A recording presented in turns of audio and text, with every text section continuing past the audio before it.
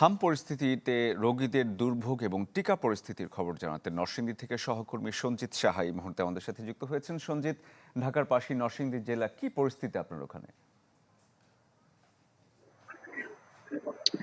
শরীফ, দিন দিন কিন্তু হামের উপসর্গ নিয়ে কিন্তু হসপিটালে শিশু এবং রোগীরা ভর্তি হচ্ছে এবং এরই ধারাবাহিকতায় কিন্তু টিকা কার্যক্রম শুরু করছে। আপনি দেখবেন যে আমার পেছনে কিন্তু এখানে টিকা দেওয়া শুরু করেছে এবং এই হাম মোকাবেলায় কিন্তু নরসিংদীতে প্রায় 3 লক্ষ শিশুকে টিকা দেওয়ার কর্মসূচির আওতায় এনেছে। এরই মধ্যে কিন্তু নরসিংদী জেলায় প্রায় 36টি কেন্দ্রে কিন্তু প্রায় গড়ে প্রতিদিন কিন্তু টিকা দেওয়া হচ্ছে এবং এই হাম যেন মহামারী আকার ধারণ করতে না পারে সেই জন্য কিন্তু সরকারের পক্ষ থেকে সকল ধরনের ব্যবস্থা নেওয়া হয়েছে এবং এখানে যে টিকা কার্যক্রমটি চলছে সেটি আপনি দেখবেন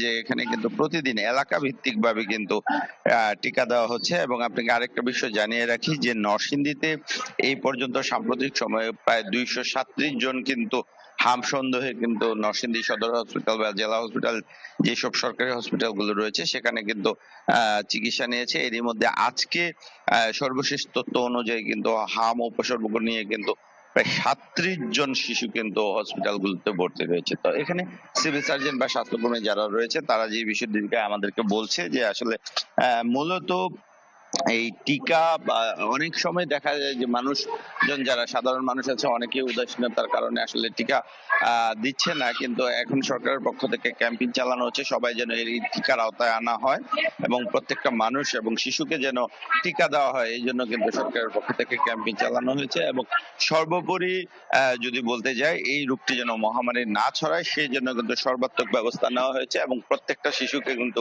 টিকার আওতায় আনা হচ্ছে এবং এই টিকা কার্যক্রম গত 20 তারিখ থেকে শুরু হয়েছে, যেটি আপনার চলবে আগামী মে মাস পর্যন্ত। এবং সরকারের পক্ষ থেকে বলা হয়েছে প্রত্যেকটা শিশুকে কেন নিজ নিজ এলাকা ভিত্তিক কেন্দ্রে এনে কিন্তু টিকা দেওয়া হয়, এই বিষয়টা তারা নিশ্চিত করছে। তো এই ছিল সর্বশেষ অবস্থা। শরীফ। সঞ্জিত, ধন্যবাদ আপনাকে। আমাদের সাথে যুক্ত হয়েছেন পটুয়াখালী থেকে আমাদের সহকর্মী এম কে রানা। রানা, আপনি নিশ্চয়ই শুনছিলেন নরসিংদীতে টিকা কার্যক্রম চলছে। পটুয়াখালীতে কি চিত্র আপনি দেখতে পাচ্ছেন? হ্যাঁ, আপনাকে জানিয়ে রাখি আসলে গত 20 তারিখ থেকে কিন্তু আসলে যে 10ই মে পর্যন্ত যে হামের টিকা কার্যক্রম সেটা কিন্তু পটুয়াখালীতেও চলমান রয়েছে।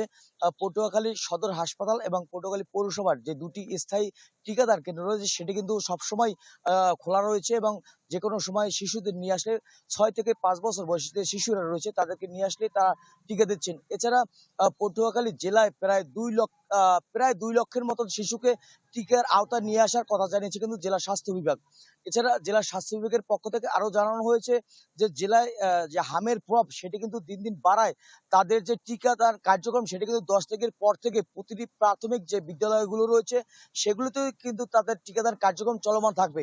এই পর্যন্ত 1,40,000 টিকা কিন্তু জেলা স্বাস্থ্য বিভাগের হাতে এসে পৌঁছেছে। বাকি যে টিকা রয়েছে সেটি কিছুদিনের ভিতরেই তাদের হাতে এসে পৌঁছাবেন, এমনটি কিন্তু জানিয়েছেন জেলা স্বাস্থ্য বিভাগ। এছাড়া পটুয়াখালী সদর হাসপাতালেও কিন্তু বর্তমানে 135 জন রোগী কিন্তু ভর্তি রয়েছেন।